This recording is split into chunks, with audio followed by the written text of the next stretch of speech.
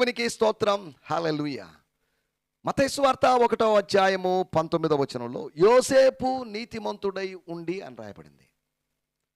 దీని గురించి మనం కాస్త ఆలోచించినట్లయితే, నీతిమంతుడుగా తీర్చబడడానికి ముందు అనగా నీతి యొక్క శకము, అనీతి యొక్క శకం.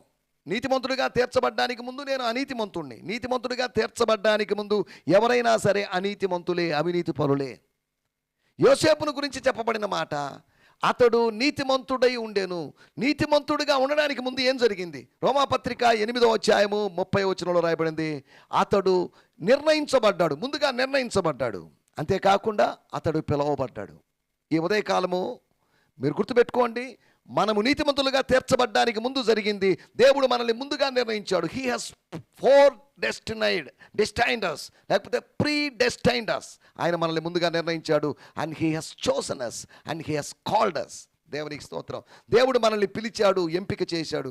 మనము నీతిమంతులుగా తీర్చబడడానికి ముందు మన అనీతిమంతుల శకంలో జరిగిన విషయం, అనీతిమంతుల శకములో నుంచి నీతిమంతుల శకంలోకి, క్రీస్తు పూర్వం క్రీస్తు శకం అన్నట్టుగా నీతిమంతులుగా ఉండడానికి పూర్వం అలా జరిగింది.